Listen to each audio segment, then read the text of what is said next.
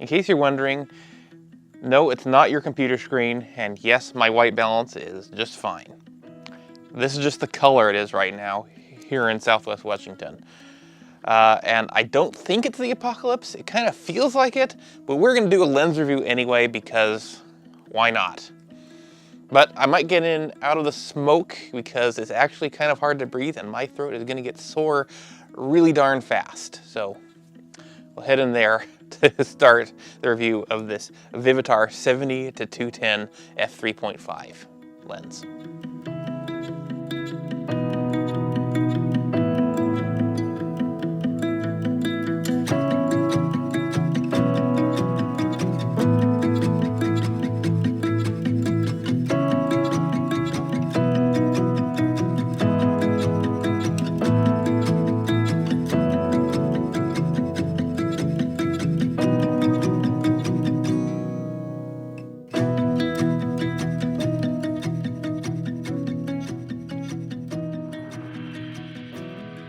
Well, at least I can breathe now. The light is still terrible, but we'll push on with the review, and it is going to be an interesting review because the Vivitar 70-210 is kind of a special lens. And the reason I'm actually reviewing it today, though, is because I'm waiting for my Nikon 70-200 2.8 S lens for the Z mount to arrive. I've got it on pre-order, and you know, it's starting to ship out, but I haven't got it yet, and I'm just itching to get my hands on it, start shooting with it, but not yet. I'll have a video of it when just as soon as I can get my hands on it. But for now, we're going to be talking about the Vivitar 70-210.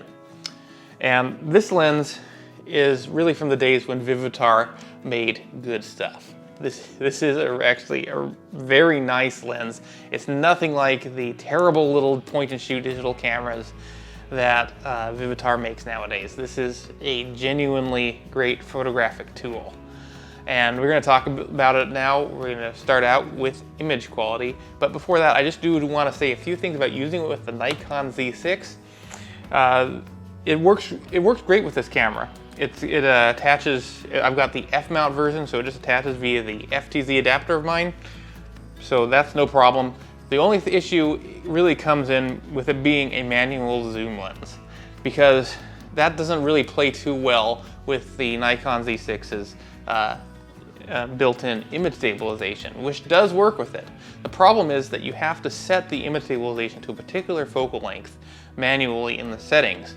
So with a zoom lens, I've got it set to 200 millimeters, and it'll work fine when I'm zoomed all the way into 200 millimeters. But if I zoom out to 70 millimeters, the image stabilization won't know what focal length I'm at, and so it won't function as well. It does still function in my experience if you do that, but to really get good image stabilization out of the internal image stabilization with a zoom lens, you would have to go and change the settings in the menus whenever you zoomed in or out, and that would just be a pain. So I really don't bother with that. It doesn't affect it too much. It's just if you're buying a manual zoom lens for the Nikon Z6, or probably most mirrorless cameras, I don't know how the other ones handle that, but at least in here, that's something to be aware of if you're buying a manual zoom lens. But this one's still great, and we're going to talk about why, of course, starting out with image quality.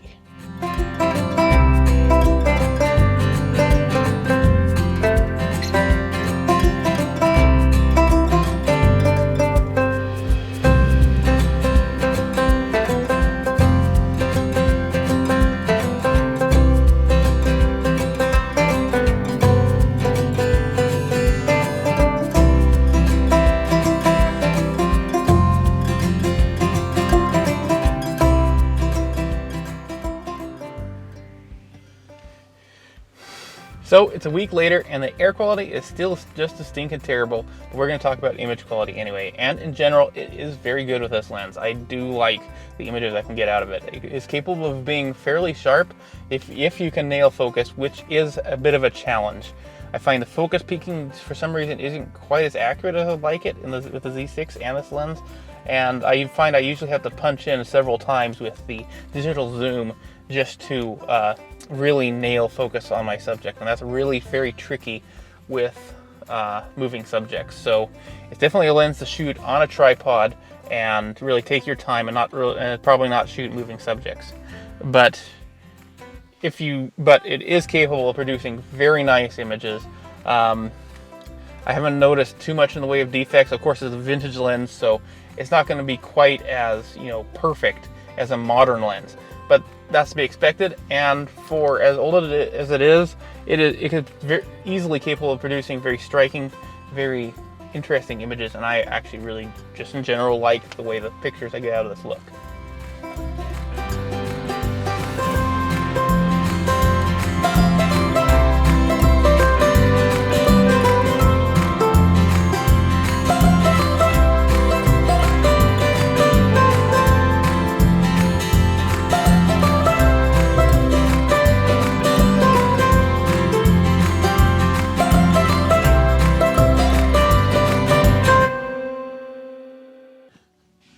So the reason I'm here in my car is because I decided to drive up to Mount St. Helens and see if I could get any pictures above the smoke. And long story short, I couldn't, and it's just even worse up here. The air is even more toxic, and it's just awful. Anyway, what's not awful is the build quality of this lens.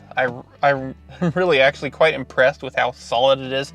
It's like, must be almost metal all the way through. It's just a big chunk of metal and glass, and it feels really solid to use and really just generally nice feeling. The grip is really rubberized and grippy, and it doesn't show much sign of decay despite the age. This is some really nice material that grip is made of. There's only this one bit here, these little nubs that stick out for these controls that feel like they're made of maybe slightly cheaper plastic, but I'm not exactly sure. Anyway, it's got a clicky aperture dial that is really satisfying to use, and overall build quality is excellent.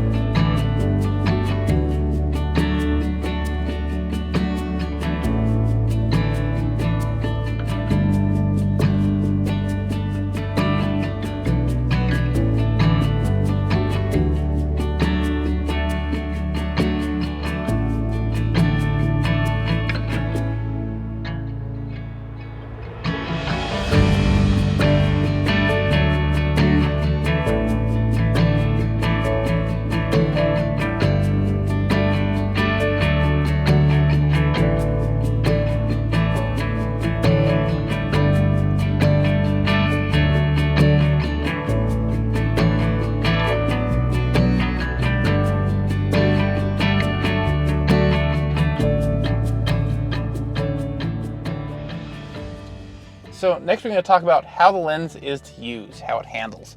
And it really handles fairly well. It has a pump action zoom, so you zoom out like that, and it zooms out wide to 70 millimeters, and you pull in, and it zooms way into 200 millimeters, 210 millimeters. And that's fairly satisfying. It takes a little bit of getting used to. I have this reaction where I think when it's pushed in like that, it should be like zoomed in, and this should be wide, but it's the opposite of that. It just takes a little bit of getting used to. The focus ring turns fairly smoothly. I will say I do wish that it turned a little bit more slowly, because normally it's good to be able to go back and forth with focus fairly easily and get to different areas, but I find it's, with the issues I've had focusing manually with this lens, that it could benefit from being a little bit heavier damped, from so it has a bit longer of a throw end, so you can more easily dial in that focus. That would be an improvement, but it overall it handles fairly well. Now it does actually have an interesting macro feature, which we'll talk about in the next section of this, and it's kind of interesting, and it does change the way the lens works. But I'm going to go home to do that, get out of here, get out of the smoke. I was going to wait till sunset. I don't think there's going to be a sunset. I think it's just going to be ugly again. And we're going to go get out of this, talk about the macro stuff somewhere where I can do macro.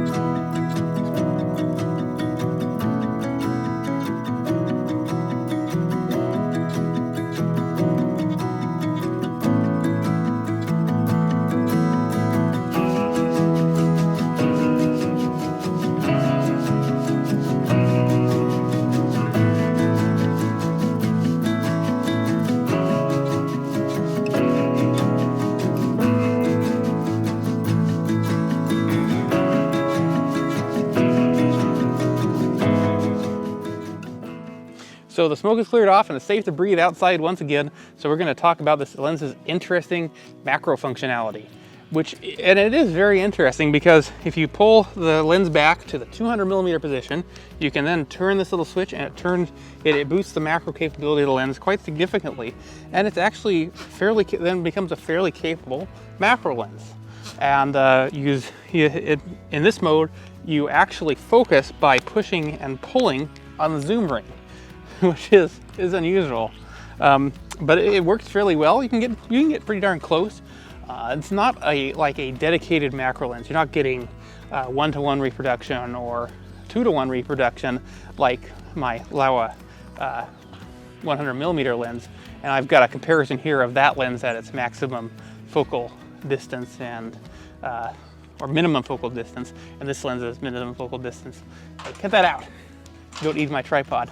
Anyway, we're just gonna go with that, and I've actually gotten pretty darn good results with this lens of close-up subjects. And it takes a little bit of getting used to using the macro function on here, but I actually kind of find it kind of satisfying to have this dual function lens in that way, and it's pretty cool.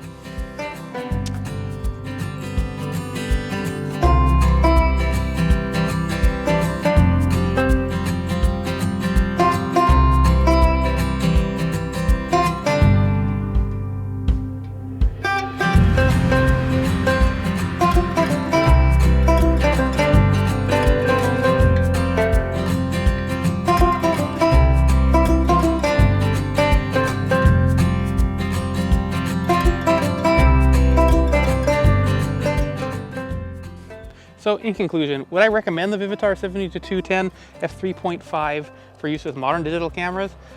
To be honest, really probably it's wouldn't be my #1 lens that I would go to as for shooting myself or to recommend.